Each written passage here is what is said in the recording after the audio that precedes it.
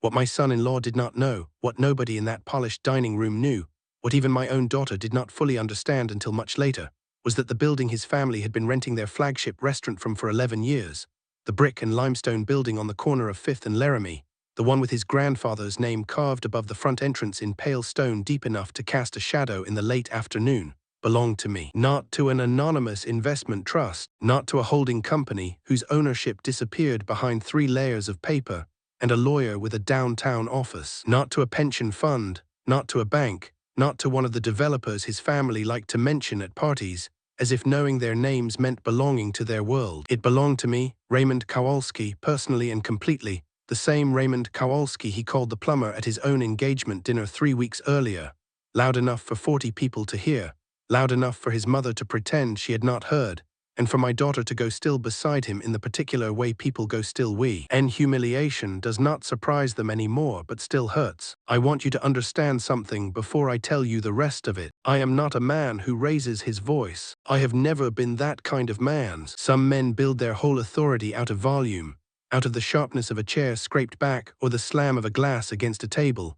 But my father taught me before I was old enough to shave that noise was cheap and control was expensive. He came from Krakow with $40 folded into the lining of his coat, and a phrase book so worn the pages had gone soft at the corners. He got a job laying pipe in the Chicago winter, working with hands that cracked and bled before he admitted the cold was getting through the gloves. He raised 4 boys in a 2-bedroom apartment in Bridgeport, above a grocer who watered the sidewalk every morning whether it needed it or not.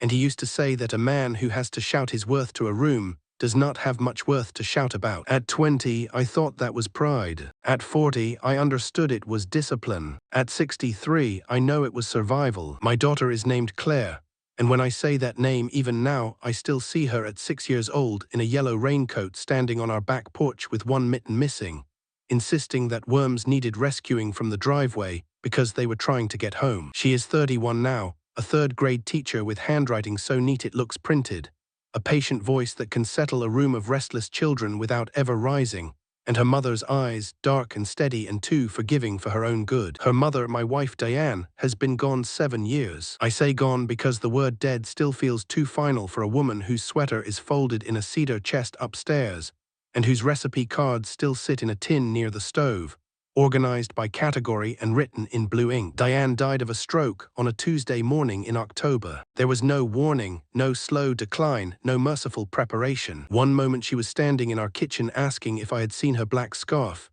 and the next she had one hand on the counter and a look on her face I had never seen before, not pain exactly, but surprise, as if her own body had betrayed her in a language she did not recognize. There are still mornings when I pour 2 cups of coffee before remembering. There are still evenings when something happens, something small and stupid and ordinary, and I reach for the phone to tell her, because marriage is not just love. It is witnesser. It is having another human being who knows the whole map of your life and can tell you where you are when you forget. Claire met Marcus Webb at a charity gala 2 years before the engagement dinner. It was one of those events where men who have never missed a meal bid thousands of dollars on abstract paintings in order to feel generous, and women in dresses that cost more than most people's rent discuss education reform while stepping carefully around actual teachers. Claire had been invited because her school was one of the beneficiaries. I remember she did not want to go. She called me from her apartment that afternoon, nervous and irritated,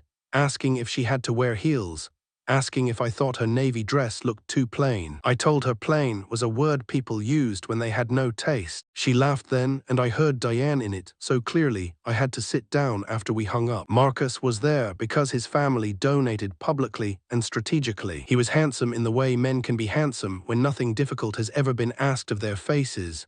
Clean jaw, bright teeth, expensive haircut, good posture.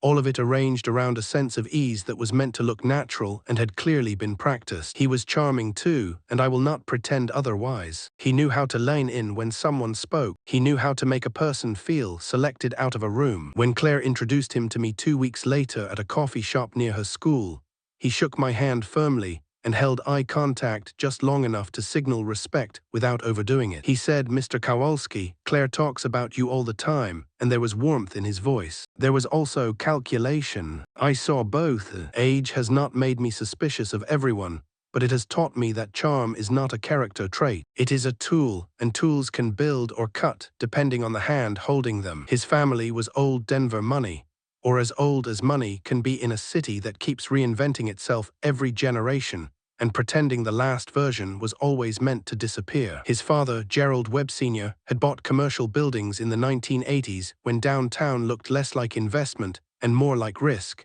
And because he had been lucky at the right moment and ruthless at the correct intervals, people later called it vision. By the time I first heard the Webb name, their family owned restaurants, office properties, parcels of land that had doubled and tripled in value, while more careful people were still arguing about zoning, and a reputation that opened doors before anyone checked whether the man walking through deserved it. Gerald Sr. died 2 years before Marcus met Claire, and the empire passed, more or less intact, to Marcus's older brother Gerald Webb Jr., who ran it with the particular confidence of a man who had never had to decide whether rent or heat mattered more in February. Their mother, Patricia, had the kind of elegance money can buy and the kind of tension money cannot fix. She wore pearls so naturally they looked anatomical, smiled without softening her eyes, and spoke in sentences that always had a velvet cushion around the blade. The first time Claire brought me to one of their family brunches, Patricia thanked me for coming and then asked where I had parked my truck in a tone that suggested she hoped it was not visible from the street. I told her directly in front. She blinked once.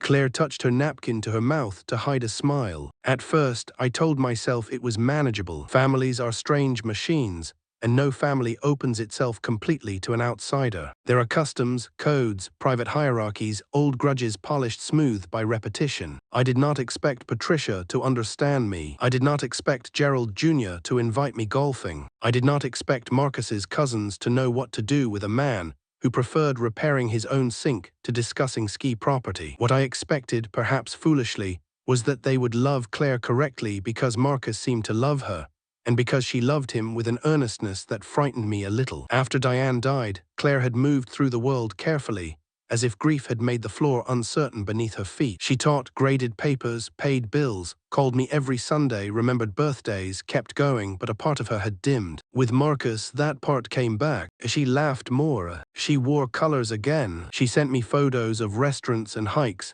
and once a picture of Marcus asleep on her sofa with her cat sitting on his chest like a judge. I wanted that happiness for her. A father wants many contradictory things. He wants his child protected, and he wants her brave. He wants her careful, and he wants her free. He wants to warn her about the snake in the grass, but he also knows that if he calls every shadow a snake, one day she will stop believing him. So I watched Marcus hold doors for her and interrupt her in the same breath. I watched him introduce her as a teacher with the tone some men use when saying a woman has a hobby instead of a profession. I watched Patricia correct Claire's pronunciation of a French wine region at dinner and then smile as if correction were generosity. I watched Gerald Jr. ask Claire whether she planned to continue teaching after marriage, as if teaching were a phase a woman passed through before being absorbed into better furniture. Claire handled it all with that slow, steady grace she inherited from Diane. She answered politely. She smiled when smiling cost her something. She changed the subject when she saw me looking too long. Later, sometimes she would call and say,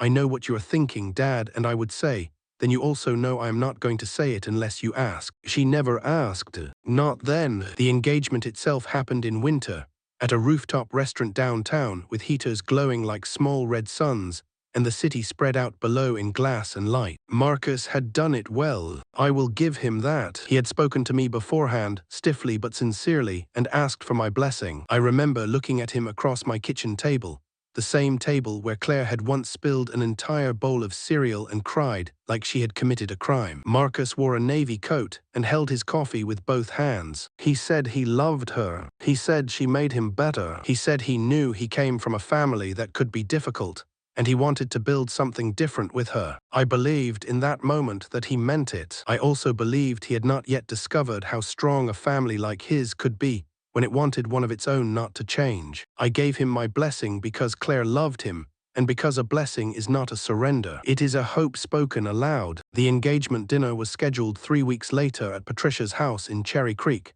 a house so carefully designed it seemed less built than curated. The exterior was stone and glass, tasteful in the way expensive restraint often is, and the front walk had low lights along the edges so no guest would ever have to guess where to step. I drove myself, as I always do, in my Ford F-250 with the cracked dashboard and one stubborn rattle in the passenger door. Diane used to say I liked that truck better than most people. She was not entirely wrong. I wore my good jacket, not my best, because the best one was being saved for the wedding, and because I have always thought dressing slightly below expectation is useful. It tells you who is looking at you and who is looking through you. When I pulled up, there were already cars along the circular drive, black sedans, German SUVs, a silver coupe low enough to complain about the driveway. A valet came toward me, young, polite, uncertain what to do with a truck that had carried lumber 2 days earlier. I handed him the keys and told him second gear was sticky when cold. He looked at me as if I had given him a riddle. Gerald Jr. met me near the entrance. He had been assigned that role, I could tell. Wealthy families are excellent at assigning hospitality. He wore a blazer that fit him so well it seemed to have been built around his confidence,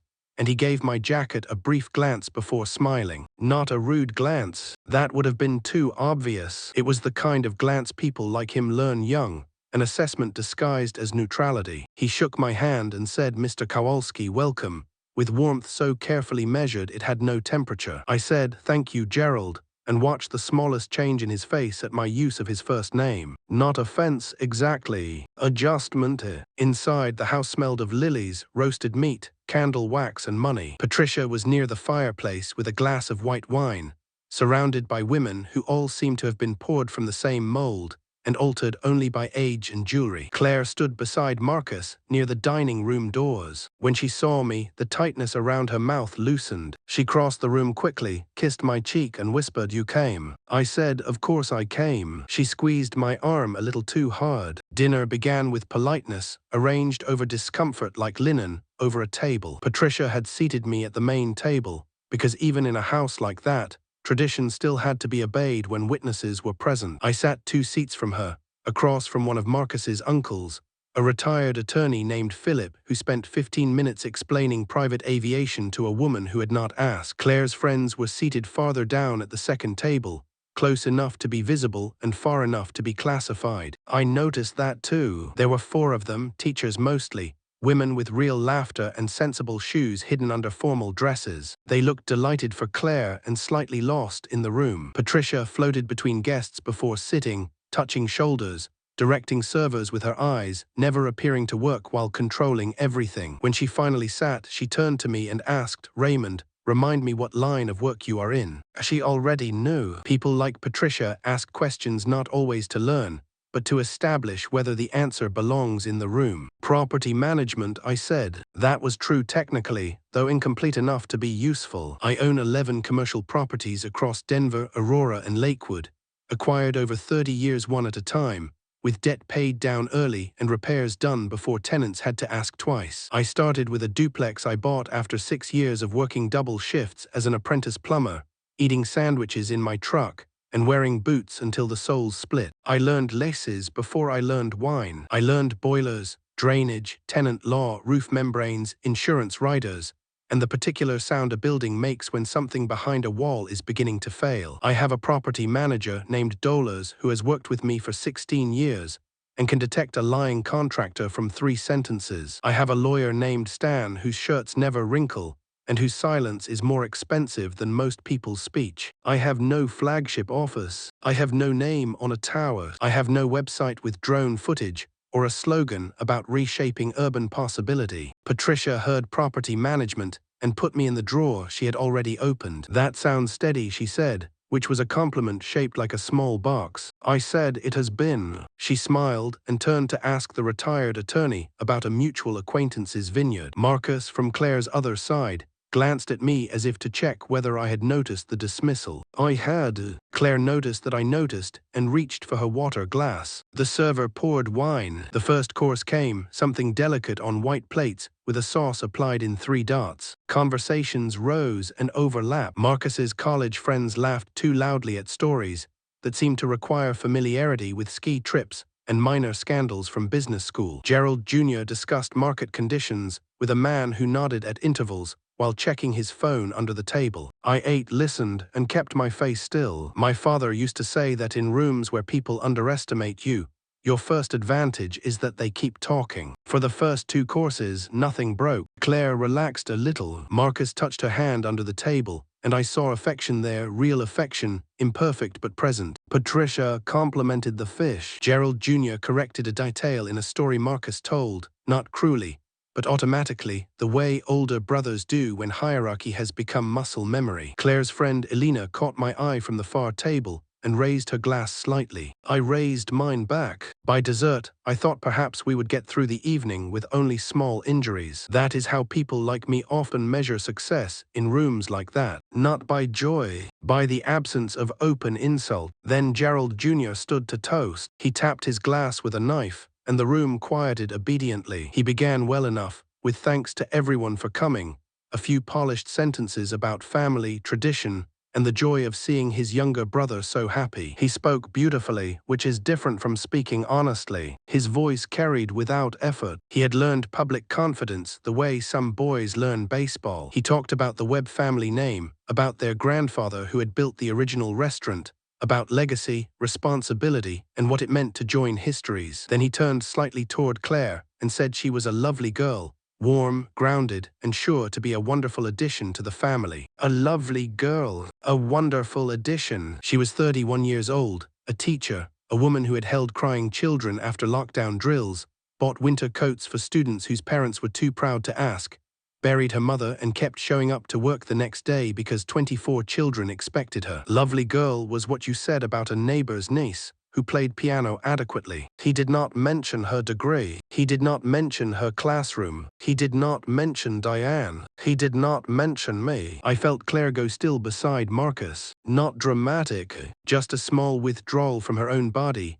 a narrowing of the shoulders, a careful placement of the smile. I raised my glass with everyone else. I drank. I said nothing. That silence cost me something, but not as much as speaking would have cost Claire in that moment. Gerald Jr. sat down to polite applause. Marcus stood next, smiling, a little flushed from wine and attention. I wanted him to rescue the room. I wanted him to do the simple, necessary thing. I wanted him to stand there and say, "My brother is right about family, but let me tell you who Claire is. Let me tell you about her mother. Let me tell you about the father who raised her. Let me tell you why I am lucky." He started close to that. He spoke about meeting Claire, about her laugh, about the way she remembered small things, about how she made him want to be kinder. Those sentences were real. I heard the truth in them. Claire heard it too, and some warmth returned to her face. Then Marcus turned toward the room and said he wanted to address the practical side of things, because his family believed in being direct. The practical side of things was money. Specifically, it was the wedding. Marcus explained that the Webb family had certain expectations. That was the word. Expectations. Not hopes. Not ideas. Expectations. There was a venue they had identified, a converted rail depot with exposed beams, and a reputation for charging extra if you breathed too elegantly. There was a guest list of roughly 300. There would be a rehearsal dinner, a full weekend experience for out-of-town guests, a photographer his mother loved, flowers from a florist Patricia had used for years, a band instead of a DJ, and a honeymoon in Italy because, as Marcus said with a smile, Claire deserved the best. Every phrase sounded generous until you listened to where the pressure was hidden. The Webb family, he said, was prepared to contribute half of the estimated cost. He paused, looked at me in front of everyone, and said the other half, approximately $100,000, would be a reasonable contribution from the bride's family. There are silences that fall and silences that gather. This one gathered. It moved around the room, touching faces, tightening mouths, lowering eyes. Someone at the far table inhaled sharply. Patricia did not move. Gerald Jr. studied his wine. Claire looked at Marcus first, then at me. Her face was pale beneath the makeup she rarely wore. Marcus kept smiling, but it had become a smile with corners. He expected me to be embarrassed. That was the shape of it. Not necessarily cruelly, not fully consciously perhaps, but he expected my embarrassment to produce compliance. He had named a figure large enough to establish dominance and public enough to prevent refusal. He did not understand that I had spent my entire adult life negotiating with men who used pressure as atmosphere. I set my fork down carefully. The sound of silver against porcelain seemed too loud. I took my napkin from my lap, folded it once, and placed it beside my plate. Then I looked at Marcus and said, calmly, evenly, without a trace of heat, I will need to think about that. His expression did not collapse. Marcus was too well trained for that, but something small changed around his eyes. It was the flicker of a man whose script had received an answer not printed on the page. Of course, he said. Naturally, we would need an answer relatively soon, given the venue's availability. Patricia leaned in slightly and said, these things do require advanced planning, Raymond. There it was. Raymond, not Mr. Kowalski, not Claire's father. Raymond delivered in the tone of someone reminding the hired help that the linens are due Thursday. I smiled because my father had taught me that a smile can be a locked door. I said, I understand planning very well. Across from me, the retired attorney looked suddenly fascinated by his dessert. Claire's hand had tightened around her glass. I caught her eye and gave her the smallest nod, the one I had given her when she was 8 and afraid before a school play, when she was 16 and waiting for medical test results with Diane, when she was 24 and stood beside me at her mother's funeral. It meant I have this. Do not worry. She gave me the tiniest nod back. Good girl. The evening did not explode. That almost made it worse. Explosions give people permission to react. This simply sank into the table and stayed there. People resumed talking too brightly. Marcus sat down and touched Claire's shoulder, but she did not lean into him. Patricia asked a question about the honeymoon, as if the matter were settled. Gerald Jr. made a joke about Italian trains. I ate 2 more bites of dessert because leaving immediately would have looked wounded, and I did not intend to give them that. After a few minutes, I excused myself. I thanked Patricia for the dinner. I shook Gerald Jr.'s hand. I kissed Claire's cheek and told her I would call tomorrow. Marcus walked me to the foyer. He seemed restless, almost irritated, but still polite. Mr. Kowalski, he said. I hope that did not come across as pressure. I looked at him for a moment. He was handsome and nervous, and not yet wise enough to know when he was in danger. I said, Marcus, pressure is usually most visible to the person applying it last. Then I put on my coat and stepped into the cold. The valet brought my truck around. I tipped him $20 because he looked relieved to hand it back. I drove home through streets washed clean by a recent snow, the city lights blurred in the windshield, my hand steady on the wheel. Anger came, but it did not come hot. It came as recognition. That is a different thing. I had been in that room before in different houses, under different lights, wearing different clothes. I had been 22 with a toolbox in my hand, while a property owner called me boy. I had been 31 sitting across from a banker who looked at my last name and asked if I had someone who could explain the loan terms to me. I had been 45 at a city inspection meeting where a developer repeated my suggestion 5 minutes after dismissing it and received praise. You learn to survive those rooms by storing the truth inside yourself where they cannot touch it. But Claire had been at that table. Claire had been measured in public. Claire had been given a price tag disguised as tradition. That changed the weight of it. I sat in my driveway for 12 minutes before going inside. The house was dark, except for the porch light I leave on out of habit. Diane used to tease me about that porch light. She said I kept it on for sailors, though we lived nowhere near water. I thought about her as I sat there, about the way she would have listened to the story with her arms folded, about how her face would have gone quiet first and then sharp. Diane was patient with human weakness, but had no tolerance for class cruelty. She would have said, Raymond, they do not get to make our daughter feel lucky to be tolerated. I knew that as clearly as if she had been sitting beside me. When I finally went inside, I did not turn on every light. I made coffee because I wanted something bitter and familiar. Then I opened the old filing cabinet in my study, the one Diane labeled in 1998 with tabs that still hold, and pulled the folder marked 625th Street. The building at 5th and Laramie had not been glamorous when I bought it in 2003. It had been tired, stubborn, and damp in the basement, with brickwork that needed attention and windows someone had replaced badly in the 70s. A retiring dry goods wholesaler named Mr. Altman owned it then. He wanted out quickly because his sons lived in Phoenix and had no interest in Denver property. I saw what others missed. Good corner, strong bones, basement usable with proper drainage, foot traffic growing, no structural nonsense hidden in the walls. I bought it with money from 2 refinanced duplexes and a small commercial loan I paid off 9 years early. I spent 2 years repairing it properly, not cosmetically. Drainage first, roof second, masonry, electrical, then interior. A building is like a person in that way. If you only fix what strangers see, rot keeps working behind the surface. When Gerald Webb Sr. approached KP Property Holdings in 2012 about leasing the ground floor for a steakhouse, Dollars handled the communication, Stan handled the lease, and I approved the final terms from my kitchen table while Diane corrected spelling quizzes beside me. Gerald Sr. had no idea who owned the building. He dealt with the management company, as tenants often do. He paid on time. He maintained the space well. He was direct, sometimes demanding, but never slippery. I respected that. KP Property Holdings belonged to me. The K was for Casimir's, my father. The P was for Peter, Diane's father. Because when I set up the company, Diane insisted that if my father got a letter, hers deserved one too. Publicly, it was just KP. Plain, boring, forgettable. That suited me. The Webb family restaurant, Webb & Sons Steakhouse, became successful. Very successful. The limestone sign above the entrance had Gerald Sr.'s father's name carved into it. The restaurant appeared in magazines. Local business people took clients there. Politicians held private dinners in the back room. Every December, Patricia sent a holiday card to KP Property Holdings addressed to management,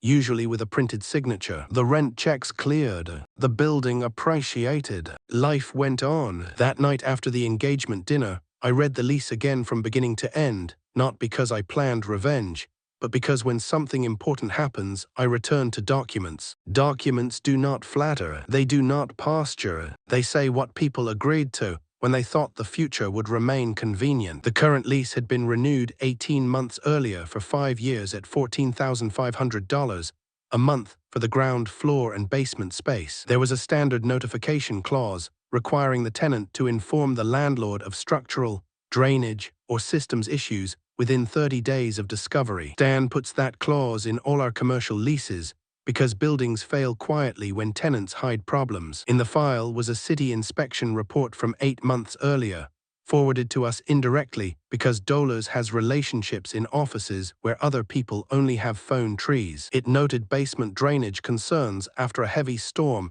and recommended remediation. Webb Restaurant Group, LLC had repaired cosmetics around the affected area, but had not notified KP Property Holdings formally. Technical default, not catastrophic, not eviction, but real. I called Stan at 10:47 that night. He answered because Stan always answers when I call late, not because I abuse that privilege, but because in 24 years I have never called without reason. He listened while I explained the dinner. He did not interrupt. Stan has a way of letting silence organize a conversation. When I finished, he said, "Are you asking me as a lawyer or as a friend?" I said both. He said, "As a friend, I am sorry Claire had to sit through that. As a lawyer, the lease issue is legitimate and should be addressed regardless of the dinner." I said, "Good." He said, "Raymond, do not mix the two unless you are prepared to be very precise." I said, "Precision is why I called you." We talked for 40 minutes. By the end, he had drafted a formal letter on KP Property Holdings letterhead to Webb Restaurant Group, LLC, citing the inspection notification issue and requesting a meeting to discuss lease compliance and necessary repairs. It went out the next morning to Gerald Webb Jr., registered agent for the LLC. I slept 3 hours that night and woke before dawn with Diane's side of the bed still empty. The next morning, Dollars called at 8:12. She is 60, compact, mercilessly efficient, and has the voice of a woman who could make a delinquent tenant apologize to the invoice. She said, "Raymond, I read Stan's letter." Then she said nothing. I said, "And?" She said, "About time someone looked at that drainage issue properly." Then after a pause she said, "This is also about the dinner, I assume." Dollars has never needed much explanation. I told her only partly. She made a small sound that might have been approval. "They will not like learning who owns it," she said. I told her I did not intend to lead with that. She laughed once. "You never lied with anything. That is why people keep stepping into holes around you." For the next week, I said nothing to Claire about the building. That was not secrecy. It was containment. She had enough pressure pressing against her from the website without wondering whether her father had quietly turned into a storm. She called Thursday evening. I was cleaning the kitchen after dinner, 1 plate, 1 fork, 1 glass, the arithmetic of widowhood. She sounded tired. She asked how I was. I said fine. She asked whether I had eaten. I said yes. We talked about her students. A boy named Mateo had finally read a full page aloud without stopping, and Claire's voice warmed when she described it. Then came the silence that meant she was walking toward something. Dad, she said, Marcus's family has been asking about the contribution. I wiped the counter slowly, though it was already clean. I said I figured they might. She said, I told Marcus it was unfair how that came up. I told him it embarrassed me. Her voice thinned on the last words. I closed my eyes. I could picture her standing in her apartment, one arm folded across her body, phone pressed to her ear, trying to be reasonable while hurt moved under the surface. What did he say? I asked. She breathed out.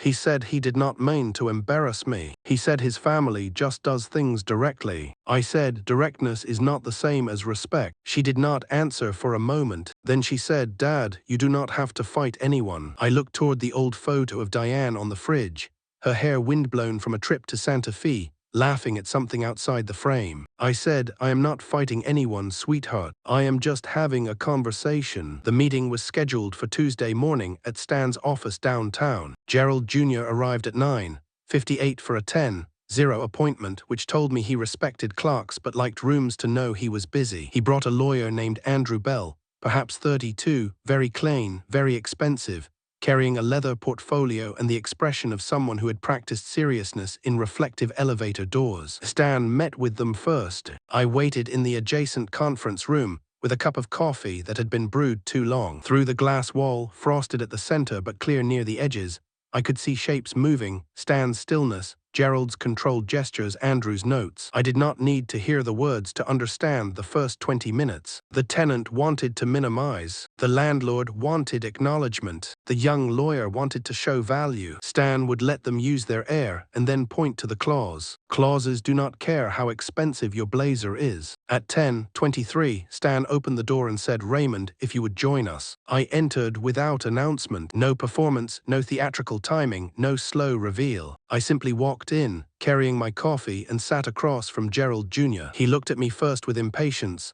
then recognition, then confusion, then a rapid internal correction that tightened his mouth. Mr. Kowalski, he said. The emphasis was different now, not dismissive, careful. His eyes moved from me to Stan and back again. Andrew Bell had gone very still, which is what young lawyers do when they realize the facts in the room are not the facts in their notes. I said, Good morning, Gerald. He said, You are with KP Property Holdings. I said, I am KP Property Holdings. Have been since 1999. I have owned 625th Street since 2003. Your father leased the ground floor from us in 2012. He was an excellent tenant, paid on time, maintained the space well, and treated dolars respectfully, which I always appreciated. Gerald's face did not redden. He was too disciplined for that, but the blood left it slightly, giving him a drawn look. He adjusted his cuff, buying time. Andrew turned a page, though there was no reason to. Stan sat quietly. I let the silence do its work. Gerald finally said, I was not aware. I said, I know. There are few sentences more powerful than I know when spoken without accusation. He looked down at the lease summary in front of him, then back at me. I said, we have two matters to discuss today. First, the lease compliance issue regarding the drainage report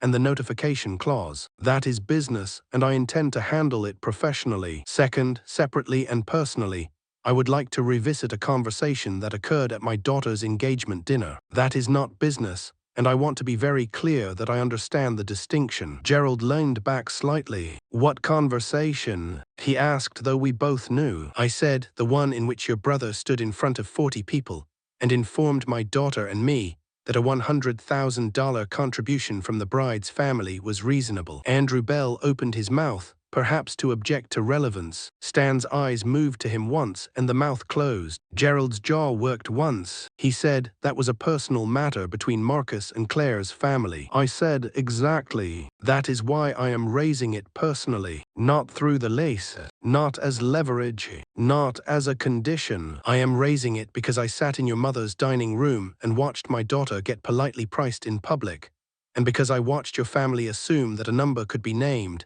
and I would simply produce it or be diminished by refusing. Gerald looked at the table. I kept my voice low. My father laid pipe in Chicago winters for men who never learned his name. He taught me not to confuse polish with worth. I have tried to raise Claire the same way. I have no objection to contributing to my daughter's wedding. I would be honored to contribute. What I object to is the assumption that generosity can be demanded before respect is offered. Gerald said nothing. I continued because some things must be said fully the first time, or they rot under the surface. Your brother loves Claire, I said. I believe that. I am not here to attack him, but love does not excuse cowardice in a room where your family is being unkind. Your toast at that dinner called my daughter a lovely girl and a wonderful addition. She is not an addition. She is a person. She has a profession, a history, a dead mother whose name did not appear once in that room, and a father who has spent 31 years making sure she never had to beg anyone to see her value. If Marcus is going to marry her,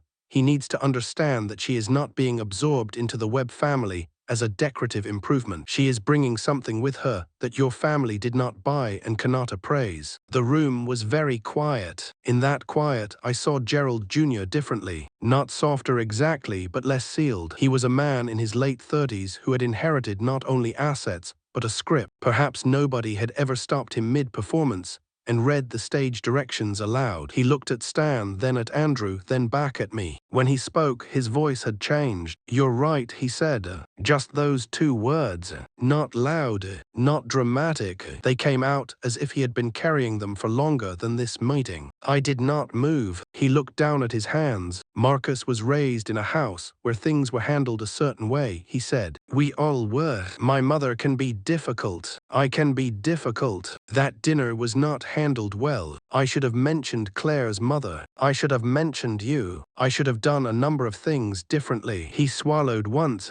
I will talk to Marcus. I believed him not because apologies fix things, but because surprise can reveal what rehearsal hides. We turned to the lace issue after that. Business returned to the table, and oddly, it was easier now because the truth had already entered the room. The drainage issue was real. Webb Restaurant Group had failed to notify within the required window. The repairs were necessary and not cosmetic. Gerald did not deny it once he understood denial would waste time. Andrew tried to argue materiality until Stan pointed him to subsection C and a prior email from the restaurant's general manager acknowledging basement seepage months earlier. Within 20 minutes, we had a clean resolution. Webb Restaurant Group, LLC, would fund the drainage repairs under a contractor approved by KP Property Holdings. KP would credit 1 month's rent after completion, not because we were required to, but because I have always believed that fair does not mean soft and firm does not mean cruel. Gerald signed the memorandum. I signed. Stan witnessed. Andrew looked relieved to have something normal to do. On the way out, Gerald offered his hand. This time the handshake was different. Less performance, more weight. He said, "Mr. Kowalski, I appreciate your directness." I almost smiled at the word, thinking of Marcus at the dinner. I said, "Directness works best when it travels both directions." He nodded. Then he paused near the door and said, "My father liked that building. He used to say it had better bones than half the people who ate there." I said, "Your father knew buildings." Gerald looked at me for a long moment, and some complicated expression crossed his face, grief perhaps, or regret, or both. Then he left. I did not call Claire after the meeting. I wanted Marcus to choose what he would do without my narration arriving first. That was harder than it sounds. A father wants to prepare the ground for his child, even when the child is grown. He wants to remove stones from paths she has not yet reached. But there is a point where protection becomes interference, and I have spent years trying not to cross that line unless danger requires it. This was not danger. This was character being tested in public and then in private. So I worked.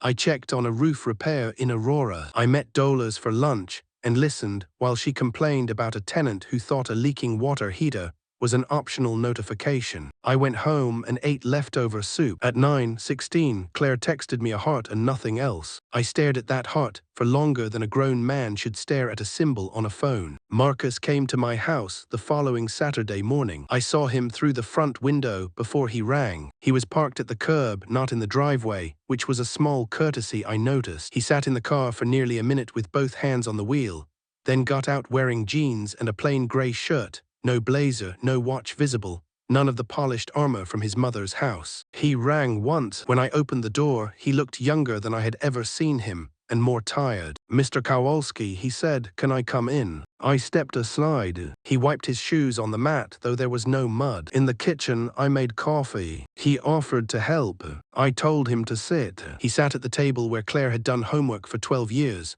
where Diane had rolled pierogi dough every Christmas, where bills had been paid, arguments had been survived, and grief had sat with us like a fourth chair after the funeral. For a while, Marcus said nothing. He held the mug between his hands and looked at the coffee, as if answers might rise from it. Then he said, "My brother told me about the meeting." I said I assumed he would. He looked up quickly, searching my face for sarcasm and finding none. He said, "I owe you an apology." I said, "For which part?"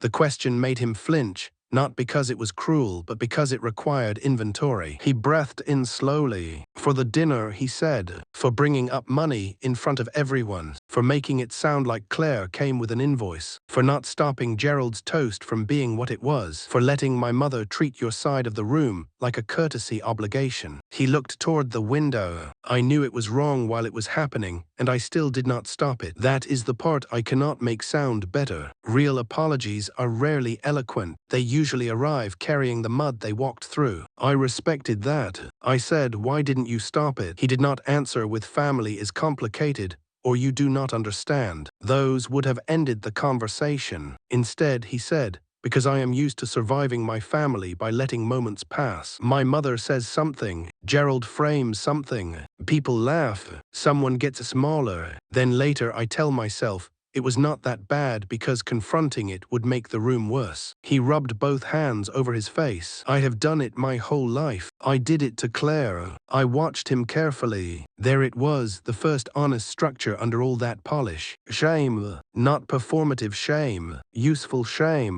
The kind that can become change if a person does not run from it. I asked him one question. "When your brother gives a toast and does not mention the woman your fiancé's mother was, what do you do?" He closed his eyes. For a long time, he said nothing. The refrigerator hummed. A car passed outside. Somewhere in the walls, the old pipes clicked the way they do when the heat settles. Finally, he opened his eyes and said, "I stand up. I say something. I tell the room Diane existed. I tell them Claire is not lucky to be chosen by us. I tell them I am lucky she chose me." His voice caught and he looked embarrassed by it. I said, "Yes, that is exactly what you do. Not because it fixes everything. Because it tells your future wife that her dignity does not depend on whether the room is comfortable." We talked for 2 hours, longer than I expected. He asked about Diane. At first I thought he was being polite, but he asked specific questions, and then follow-up questions, and then listened to the answers without trying to make them about himself. I told him Diane taught high school science before Claire was born, that she could identify birds by sound, that she hated carnations, that she danced badly and joyfully in the kitchen, that she once made me drive 90 miles back to a roadside stand because she could not stop thinking about peaches we had decided not to buy. I told him she had liked Marcus when she saw his photograph, because I had shown it to the picture of her I keep near the stove and said, "What do you think?" Marcus smiled at that, then looked away because he understood the grief inside it. He told me about his father, Gerald Sr., not the legend version, but the man who woke early, hated waste, gave terrible birthday gifts, and once made Marcus work an entire summer bussing tables at the restaurant because he said no son of his would inherit a dining room without knowing the weight of dirty plates. He said his father had changed near the end, become quieter, less impressed by the family's own mythology. He said, "Sometimes I think he was trying to warn us, but we were too busy being proud." Before Marcus left, he stood near his car and looked back at the house. He said, "Mr. Kowalski, I want to get this right for Claire. Not just the wedding, all of it." I said, "Then stop trying to look like a man who already knows how, and become one who is willing to learn." He nodded. There was no resentment in it. That mattered. He shook my hand and held it a moment. His grip was not as firm as the first time we met. It was better. The weeks that followed were not magically easy. Stories that end cleanly usually leave out the middle, and the middle is where people either change or return to form. Patricia did not become warm overnight. She called Claire 3 days after Marcus came to see me and suggested, in the voice of a woman offering help while holding a ruler, that perhaps the wedding planning had become emotionally charged and would benefit from professional coordination. Claire told her they already had a plan. Patricia then called Marcus. Marcus did not let the moment pass. Claire told me later, not proudly, not dramatically, but with a kind of quiet wonder, that Marcus said, "Mom, if you want to help, ask Claire what she wants. If you want to control, we will plan without you." There was silence on the line for 6 full seconds. Claire counted. Patricia said she was only trying to prevent embarrassment. Marcus said, "Then start by not embarrassing my fiancé." That was pressure cycle 1, if I am naming it now, though at the time it was just a young man pushing against the family machine and discovering it pushed back. Pressure cycle 2 came from Gerald Jr., surprisingly not as an enemy, but as a man trying to renegotiate his own place in the family. He invited Marcus to lunch at Webb and Sons, and according to Marcus, spent the first 20 minutes discussing restaurant repairs before saying, "Mother thinks Raymond manipulated the lease issue to humiliate us." Marcus asked what Gerald thought. Gerald said, "I think we missed a drainage notice," and then got reminded that the world is bigger than our dining room. Marcus laughed when he told Claire that, but I could hear the relief under it. Not full support perhaps, but a crack in the old alignment. Gerald also called me once, strictly about the contractor schedule, and after the business was done he said, "My mother may reach out to you." I said, "About what?" He said, "About tone." I said, "I look forward to that." He paused, then laughed for the first time in any conversation we had ever had. Patricia did reach out. She invited me to coffee at a hotel lounge downtown,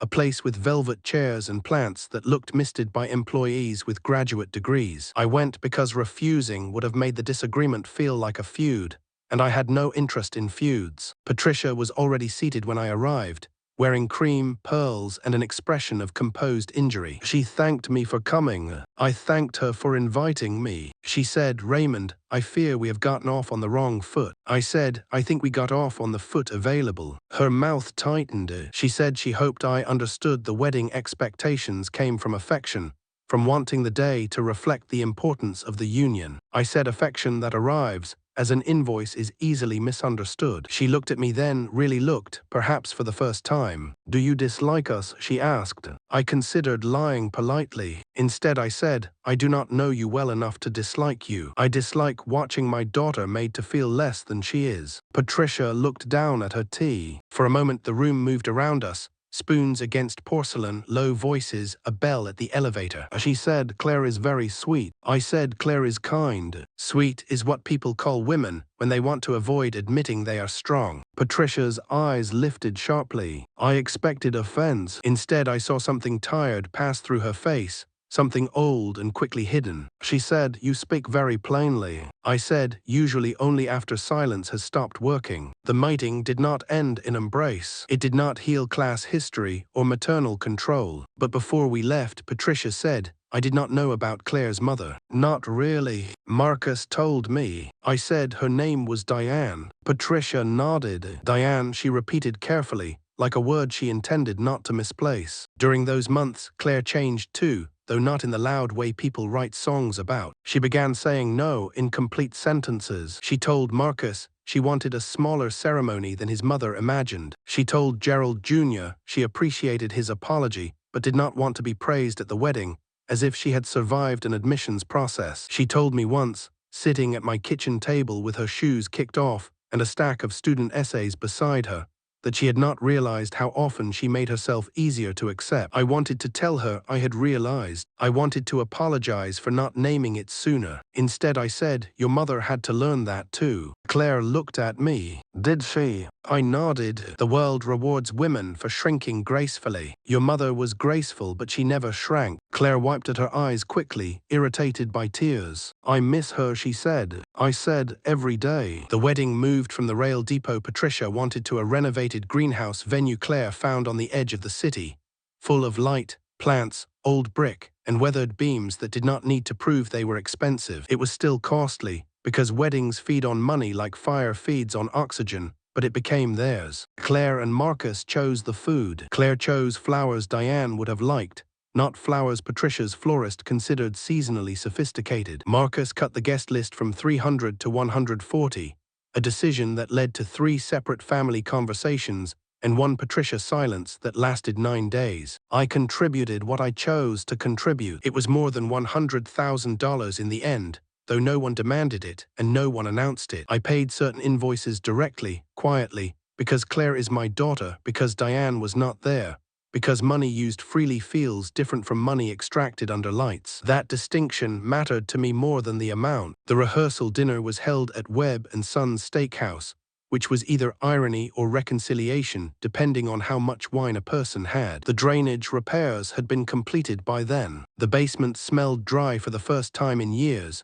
according to Dollars, which she reported with the satisfaction of a doctor clearing an infection. Gerald Jr. greeted me at the restaurant entrance beneath the limestone name. For a second, we both looked up at it. He said, "Strange, isn't it?"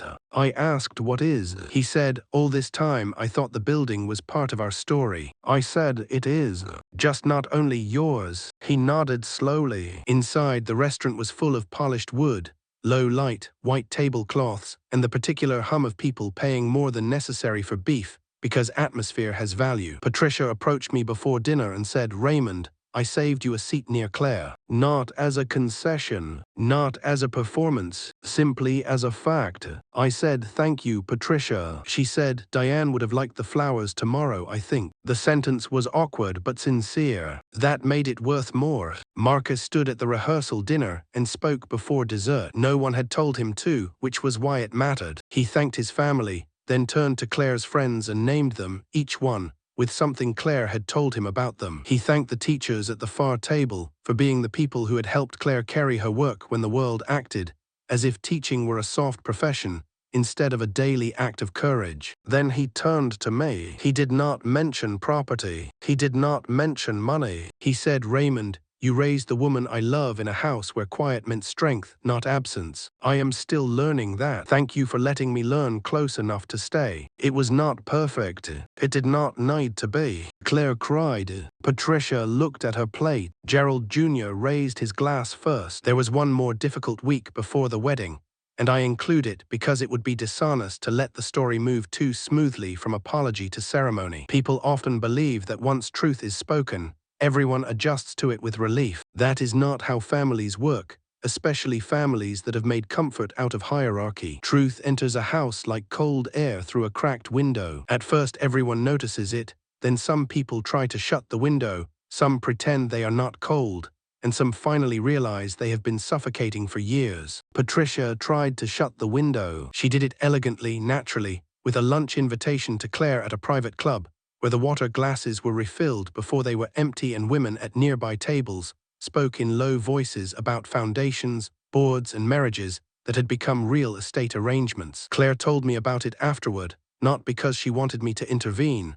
but because she had begun learning that naming a thing reduced its power. Patricia had ordered for both of them without asking, a salad Claire did not want, and sparkling water Claire did not like. Then she had placed one hand over Claire's wrist and said, "Darling, I hope you understand that I want you to feel welcomed." Claire said she did understand. Patricia smiled and said that being welcomed into a family sometimes meant understanding its rhythms, and that Marcus had always been sensitive to tension. Claire said she understood that too. Patricia's thumb moved once over Claire's wrist, a small ownership gesture disguised as tenderness, and then she said, "I worry that your father may have made Marcus feel judged." Claire told me she looked at Patricia's hand until Patricia removed it. Then she said, "My father did not make Marcus feel judged. Marcus felt judged because he had done something wrong." The sentence sat between them like a dropped knife. Patricia blinked, recovered, and said that marriage required loyalty. Claire said, "Yes, it does. That is why I need to know Marcus can be loyal to me,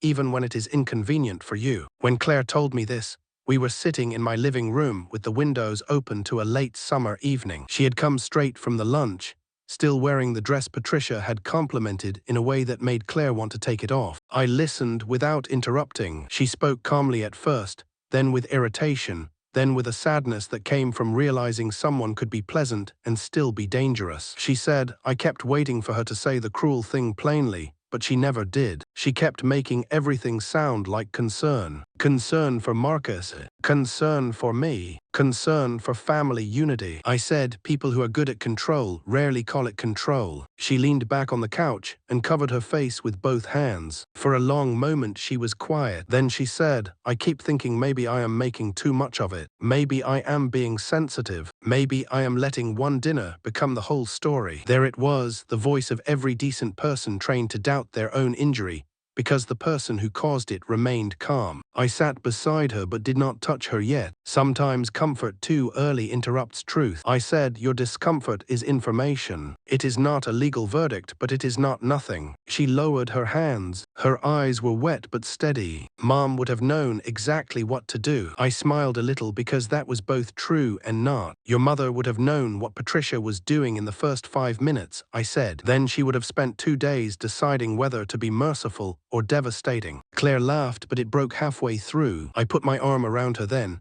and she leaned into me like she had not done in years. Not as a child exactly, but as a tired woman who needed one place where she did not have to translate herself. Marcus came by that evening after Claire left. He did not know she had been there, and when I opened the door, I could tell immediately that he had spoken to his mother. His face had that pale, stunned look people get after a conversation that rearranges old furniture inside them. He asked if Claire was here. I said she had gone home. He nodded and looked down the street, then back at me. My mother called her today. I said I heard. His mouth tightened. I am sorry. I said, you do not need to apologize for Patricia's behavior unless you intend to defend it. He looked at me, and for the first time I saw real anger in him, not at me, not even simply at his mother, but at the machinery itself. I am not defending it, he said. I told her if she speaks to Claire that way again, she will not be part of the planning. I told her if she tries it at the wedding, I will ask her to leave. He seemed almost frightened by his own words after repeating them. I asked, and what did she say? He gave a humorless laugh. She said I was humiliating her. Then she cried. Then she told me my father would be ashamed of me. His voice went flat on that last sentence. I said nothing. He stared at the porch floor. I thought I was past being moved by that, he said quietly. Turns out I am not. I invited him in, and we sat on the porch because the house felt too warm. The sun had dropped behind the roofs, leaving the street in that soft blue hour when every window looks like a private life. Marcus sat forward with his elbows on his knees. He looked less polished every time I saw him now, which I considered improvement. He said, I keep finding all these little things I thought were normal. How my mother decides what everyone feels. How Gerald talks like he is reasonable, while making sure nobody forgets he controls the money. How I learned to smooth things over before I even understood what was wrong. He looked at me. Claire should not have to teach me this. I said no, she should not. But if you are learning it now, learn it completely. Do not make her spend the next 30 years applauding your progress for noticing pain she already understood. That landed hard. He nodded slowly,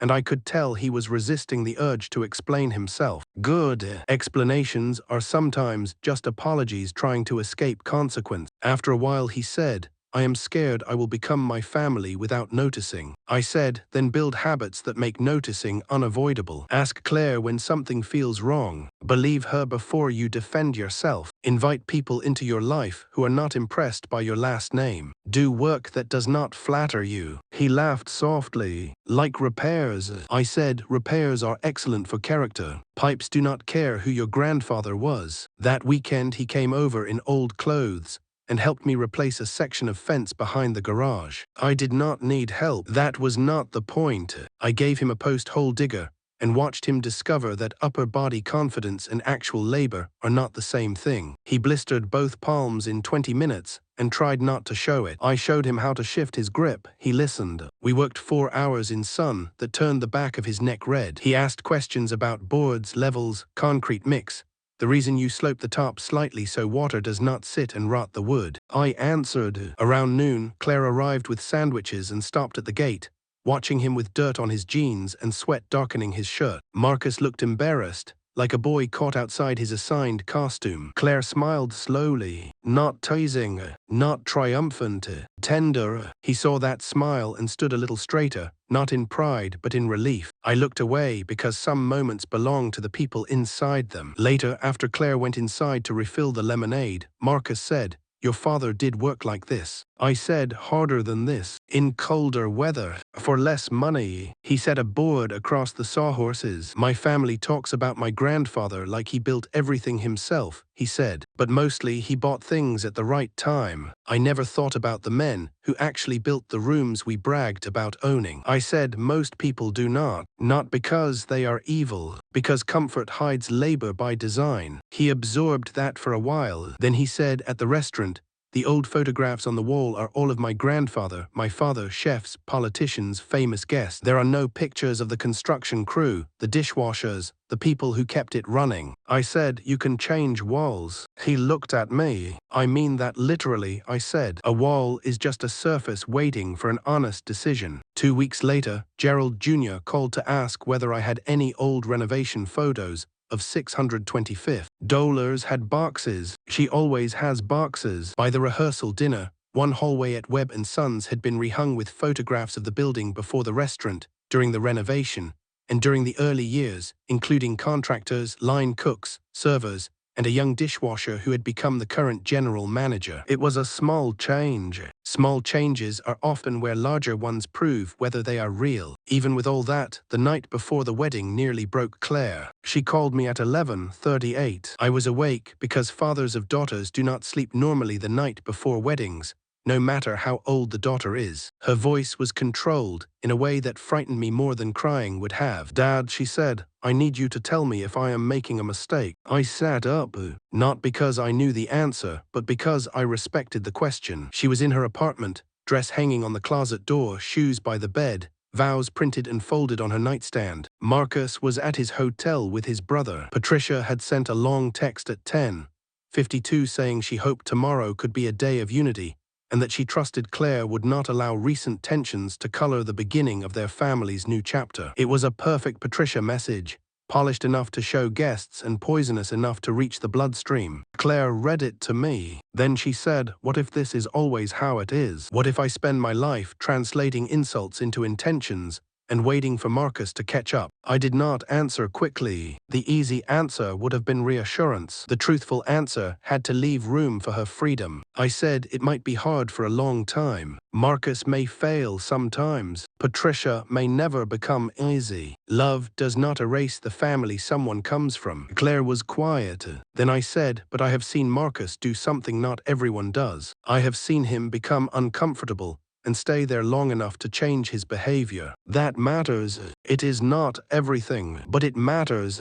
She breathed shakily. Do you think Mom would like him? I looked toward Diane's photograph in the dark room. I think your mother would watch him like a hawk for 6 months, I said, and then she would make him soup if he passed. Claire laughed through tears. That sounds right. I said, you do not have to marry him tomorrow because deposits were paid. You do not have to marry him because people traveled. You do not have to marry him because I contributed money, or because Patricia expects a performance. You marry him only if your yes is still yours. She cried then quietly, fully. I stayed on the phone until her breathing settled. Before we hung up, she said, my yes is still mine. I said, then sleep. The wedding day arrived in September with a sky so clear it seemed staged. I woke before sunrise and sat on the edge of my bed in the grey light, holding Diane's wedding band in my palm. I had taken it from the small dish on my dresser, where it had rested for 7 years. I was not sure what I intended to do with it. Some rituals announce themselves only when your hands have already begun them. I dressed slowly. Best jacket,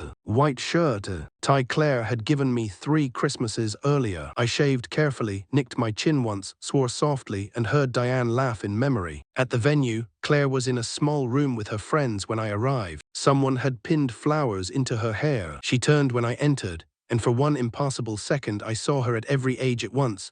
Newborn, 6 in the raincoat, 13 furious over algebra, 21 crossing a graduation stage, 24 beside her mother's casket, 31 in white, trying not to cry because the makeup artist had warned her. Dad, she said. That was all. I took her hands. They were cold. I said, your mother would be very bossy today. Claire laughed through tears. She would hate my lipstick. She would say it was too beige. I said she would be right. Claire laughed harder, then pressed her forehead to my chest for a moment. I gave her Diane's ring, not to wear, not as obligation, but to hold. She closed it in her hand and did not speak for a long time. When it was time to walk, she tucked the ring into the small pocket sewn inside her dress, because Claire had insisted on pockets and Diane would have approved. The ceremony was beautiful, in the specific way honest things are beautiful. Not flawless, honest. One of the flower girls refused to walk until her older brother bribed her with a mint. The efficient mispronounced Marcus's middle name and corrected herself with a blush. A plane passed overhead just as Marcus began his vows, and everyone laughed because what else can you do when the sky interrupts? Marcus's vows were not polished. I suspect he had written 3 versions and abandoned all of them. He told Claire he had spent too much of his life mistaking performance for character. He said she made him want to become real, not impressive. He promised to speak when silence would cost her dignity. He promised to listen when his first instinct was to defend. Claire looked at him with such open hope that it hurt. Hope is a tender and dangerous thing in a parent's hands. You want to protect it from the world, but you also know it cannot live if kept behind glass. At the reception, Gerald Jr. gave the toast. I had not known he would. He stood with a glass in his hand, less polished than at the engagement dinner, or perhaps I was hearing him differently. He began with Marcus, with childhood stories that made the room laugh, then spoke of their father, Gerald Sr., and the restaurant and work, and the burden of names carved in stone. Then he turned to Claire. Not lovely girl, not addition. Claire, he said, my brother is marrying a woman who has spent her life doing work most people praise in public and undervalue everywhere else. She teaches children to read, to apologize, to keep trying when something feels impossible. That may be the most important work anyone in this room has ever done. Claire lowered her head. Her friends at the teacher table began crying openly. Gerald continued, I also want to say the name Diane Kowalski, because a woman does not arrive at a day like this alone. Claire carries her mother's patience and her father's spine. The room went silent, not awkwardly, but with attention. Then Gerald turned toward me and to Raymond Kowalski, who taught some of us this year that quiet men are not empty men, and that building something worth building rarely requires announcement. He raised his glass. To Raymond, he said, who built something that held. Someone at a nearby table whispered, who is Raymond Kowalski? Someone else whispered back, he owns the building. I heard it.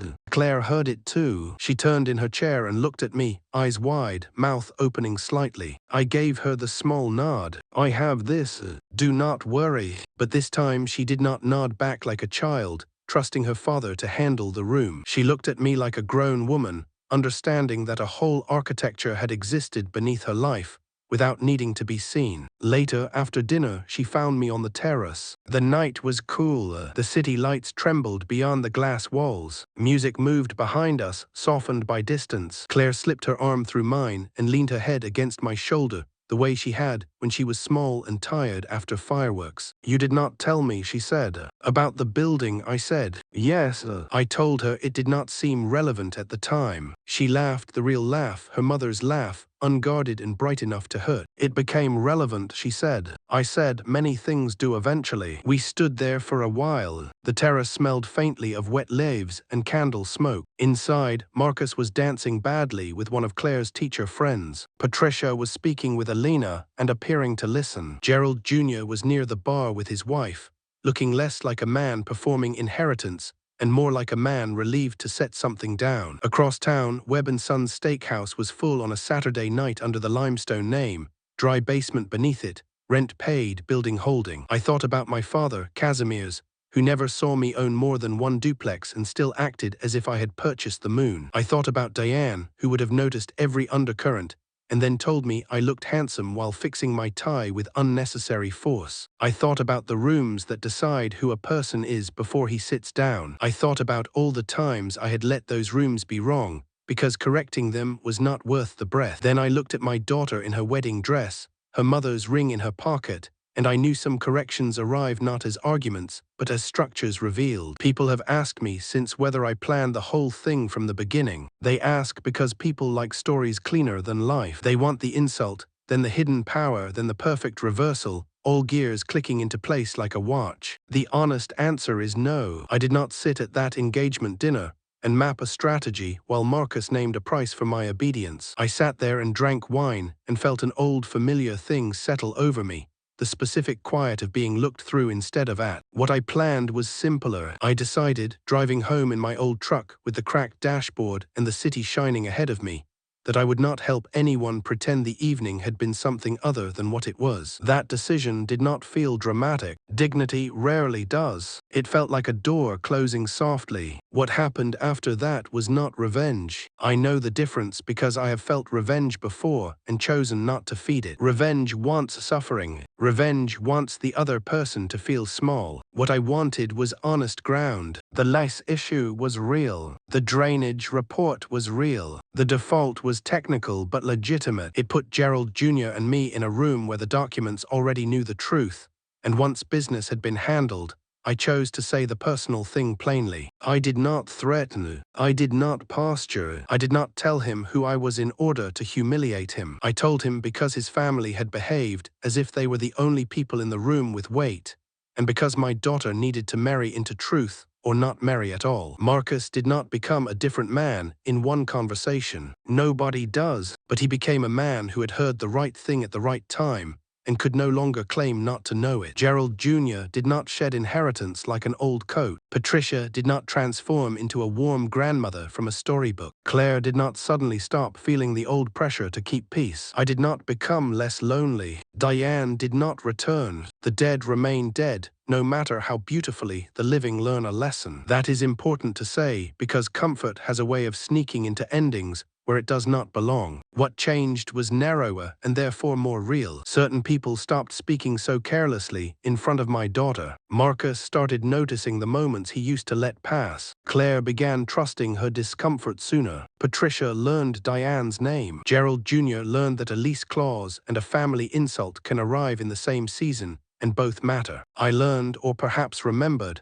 that being underestimated is only dangerous if you begin to agree. I am 63 years old. I still drive the same truck. The dashboard is still cracked. Dola still tells me when I am being stubborn, and Stan still answers late calls with the weary patience of a man who knows I will get to the point eventually. Claire and Marcus come for dinner twice a month when schedules allow. Sometimes Marcus helps me with small repairs he does not yet know how to do well, and I let him do them slowly because learning requires the dignity of not being mocked. Patricia sends handwritten notes, now instead of printed cards. Gerald Jr. and I speak when the building requires it, and sometimes when it does not. None of that is a fairy tale. It is just life after a correction, life after someone decided not to shrink. If there is anything worth taking from my story, it is not that secret ownership gives a man power, though in this case it certainly clarified a room. It is not that money makes people respect you, because money often produces only better disguised contempt. It is this,